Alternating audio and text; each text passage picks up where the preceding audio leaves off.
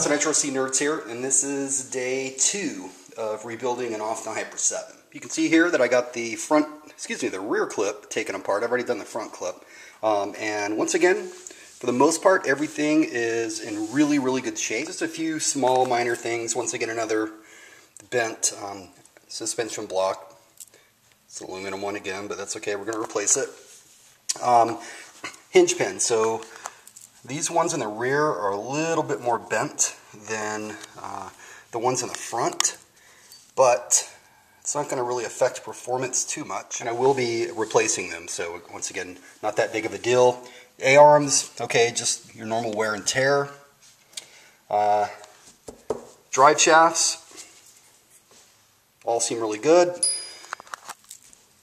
On the servo saver, you can see there is a crack right here. You can see it. That's no big deal. The rear carriers are in excellent shape. Just your normal wear and tear on those as well. So this is good. Now, you know, I've got a good set of quality parts that I can use as backups. Just like I did here with the front clip, I store these away for a rainy day. Now on to the diffs. And again, the rear diff is pretty much empty.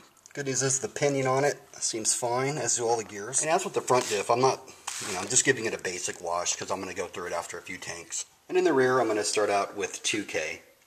So the rear diff ended up, I think it's not as in good a shape as the front one. And there's just very minor things. I think it does need to be shimmed. I didn't shim it. I'm just going to go with it as it is. It's not perfect, but it's still better than new because there's now diff oil inside of it. And I'm continuing to get parts in each day. So what I have here going on is, I mentioned the servo saver earlier, so I built a whole new one, and I mean everything. So from the actual bell crank, new acronym, new steering plate, new linkage, new post, everything, new servo saver spring. So brand new setup there. I got new bumpers. Just, they were cheap, so I went ahead and got them. Additionally, I got a new spur gear, so it's going to go with the new clutch bell. Never have enough spur gears, in my opinion. And then, as far as the steering knuckles, so I got these steering knuckles here. I ordered these actually a while back. However, what occurred, I ended up breaking one of them. I guess I tossed it. I can't find it, but it snapped right here when I was trying to get one of the bearings out. And as soon as that happened, I was like, oh, hell no, I'm not going to have that. So I ended up getting these upgraded CNC ones right here, which my expectation is they're going to be a lot stronger. Additionally, I got some new universals, and I think that's it that I got today. And this is what I like. This is what I'm talking about right here. These are aluminum ones. These are the CNC aluminum ones. Same thing, really. Look at that. So I just saved 6 grams.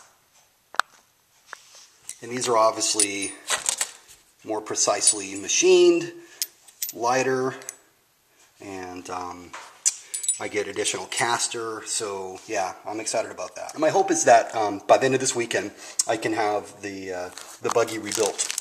And so one of our subscribers asked a really good question. I think it was Matster197. And he asked, if these parts are good, why are you replacing them if they don't affect performance? And the reason for this is, as I noted, we're going to make a new buggy. I mean, that's the goal. That's stage 1. Make the buggy like new.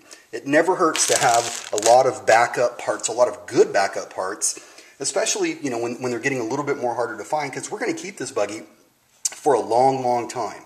So, as an example, I built a new set of shocks, soup to nuts, everything inside of there, brand new.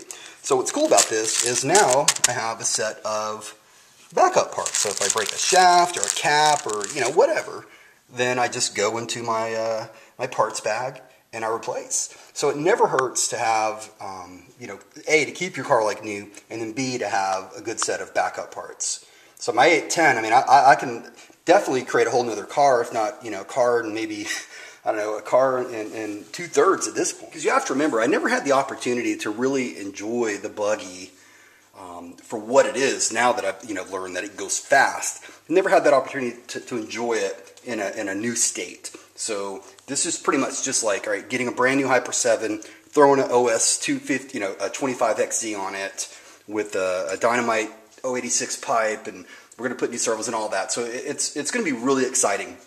And as I said, after that, then we began analyzing performance upgrades that we need. And it's parts where we replace them. So as an example, link setup. I mean, you can see here it's a little difficult, but due to the number of times I took the engine off and everything, it's it's bent, and so yeah, keep it like new. That's how we roll. So tomorrow we're going to rebuild the center diff, put the new clutch on. Then after that, it's a matter of just putting it all together. That's when the fun begins. That's when the rebuild actually starts, in my opinion, is when you get it out there and you test and you perform your analysis and all of that. And so with all the new parts, again, the whole idea is, I have to have that baseline because I don't want something to not work right and then, turn out to be because the link, like the ball stud was worn or something like that, and it's causing other problems. This way I have a very firm grasp on its capabilities. That allows me to then begin to understand what performance upgrades it needs. Thanks so much. Have a great day.